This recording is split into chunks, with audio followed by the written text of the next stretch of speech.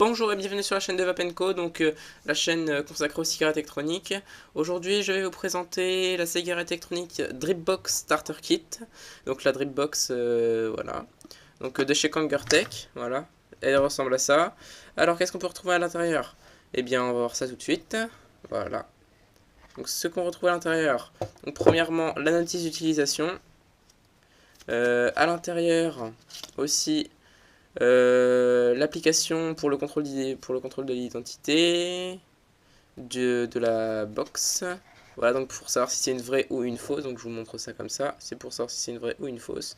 Voilà, donc le manuel d'utilisation. Donc elle existe en rouge et noir, en noir et blanc, et en rouge et noir. Encore, mais plus de noir que de rouge. Donc à l'intérieur encore, qu'est-ce qu'on retrouve? Eh bien, on retrouve les autocollants, donc je vais vous montrer à quoi ils servent tout de suite. Donc c'est pas compliqué, de toute façon, ça vous devez savoir. Non, bon, c'est pas très grave si vous savez pas, de toute façon. Hein, voilà. Donc voilà, donc je vous présente cette cigarette électronique parce que j'ai testé il y a longtemps et que j'aime beaucoup. Bon, ils en ont fait déjà des vidéos sur YouTube, mais je préfère quand même vous la présenter. Donc, voilà à quoi elle ressemble. Bah, elle est petite, hein, mais en même temps, pour du 60 watts, bah, c'est très bien. Hein. Donc voilà, elle ressemble à ça. Donc là, il n'y a pas d'accu à l'intérieur, mais je vais vous en mettre un juste pour le fun. Voilà. Donc le montage, je l'ai fait moi-même. Voilà à quoi ça ressemble. Voilà, ça ressemble à ça. Voilà.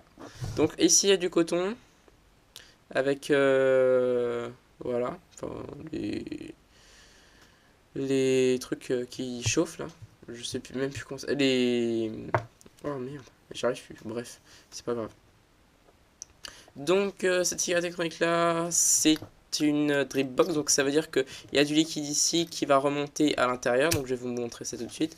Ça remonte à l'intérieur tout simplement par ceci. Vous verrez qu'il y a un pin en plaqué or ou en laiton qui a un trou dedans, c'est normal parce qu'il y a la même dans la box, et vous verrez bien qu'en plus, si j'appuie sur le bouton, eh ben, il y a du liquide qui sort. Voilà, c'est un petit peu dégueulasse. On va dire ça comme ça, parce que ça vient de me gicler à la gueule, mais bon, c'est pas grave. Enfin bref, donc voilà.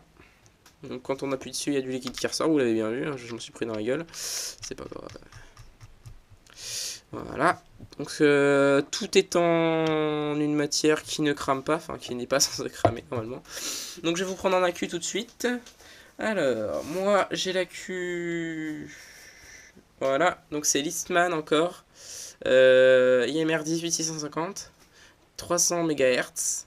3,7 volts et 440 ampères, pardon, excusez-moi. Alors, pour faire la box, il suffit de tourner un petit peu le truc qui est en bas pour pouvoir dévisser après.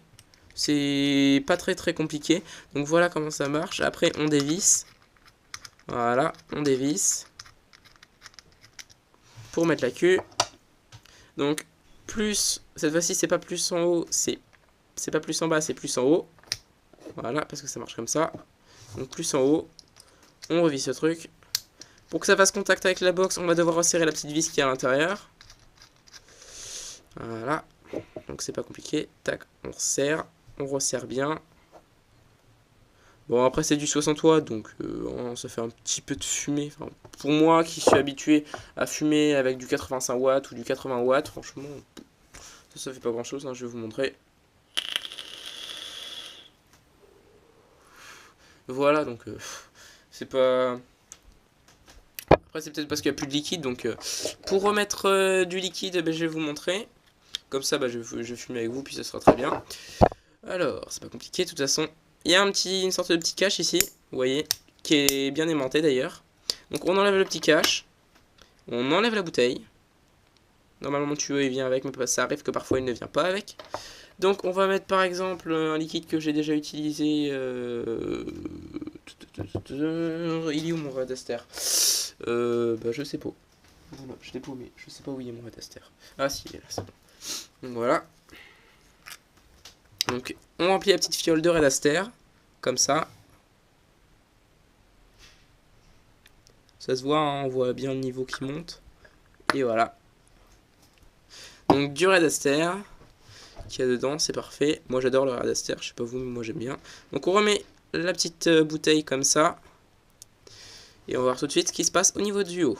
Donc des mèches. Tac, donc c'est parti, hop. Je sais pas si vous allez bien voir. Donc on met le liquide, ça va remonter normalement, mais bon, vu que c'est du un peu beaucoup quoi, je sais pas si ça va remonter. Ouais, ça remonte. Bon bah, je sais pas si vous voyez bien, hop, ça remonte bien. Donc ce qui est bien, c'est que il n'y a pas de liquide en trop normalement, parce que là il y a du liquide en trop. Hop, on appuie et on rééteint. Voilà, donc là il y a du liquide en trop, mais ça devrait pas vraiment se faire. Là, je sais pas pourquoi ça me fait ça. Donc c'est une box que j'ai depuis longtemps, mais que je tenais quand même à la faire. Donc voilà ce que ça fait si on appuie. C'est pas compliqué, hein, ça fume bien. Hein. Là, si je fais ça, c'est vraiment pour user le liquide. Et là, d'ailleurs, il y a des parties blanches, donc il faut que je rappuie encore. Voilà. En tout cas, c'est une très bonne odeur, la Red Aster, hein, franchement. Bon, bref, on va voir si c'est parce qu'il n'y avait plus de liquide que ça fumait pas beaucoup. On va voir. Voilà.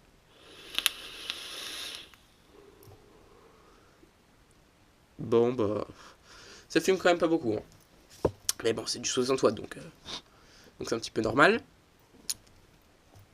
Donc qu'est-ce qui se passe? Et bah c'est pas compliqué, le liquide avec quand on appuie c'est une fiole qui est souple.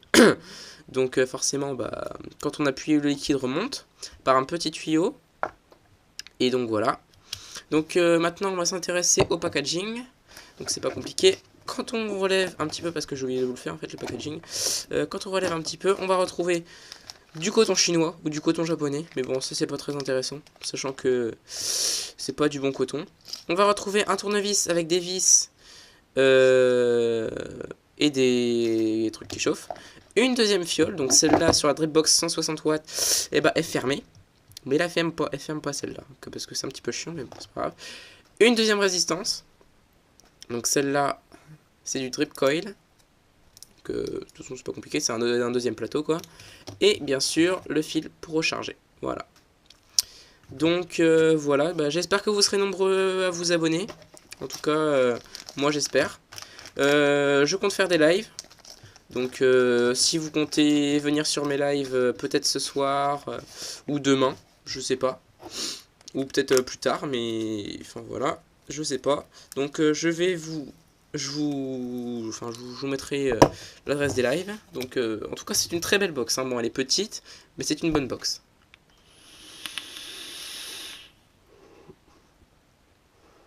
Ouais. Red Aster en 12, ça pique un petit peu. Donc voilà. Donc bah, en tout cas je vous invite à rejoindre ma chaîne. Et je vous ferai une prochaine vidéo sur celle-là. Celle qui est en train de charger. Donc c'est la e-leaf. C'est la... j'ai plus le nom en tête. Excusez-moi. Alors c'est la... Moi j'ai eu le packaging. Hein, c'est la iStick Power. Attention, ça rigole plus maintenant. Et au-dessus il y a le Melo RT22. Bon en tout cas... pour l'instant je vais pas là-dessus, je suis pas encore professionnel, mais c'est du bon matériel. Par contre ça consomme beaucoup. Mais on en reparlera beaucoup plus tard. Donc voilà. En tout cas, je vous dis à bientôt pour une prochaine vidéo, et puis voilà. Et voilà.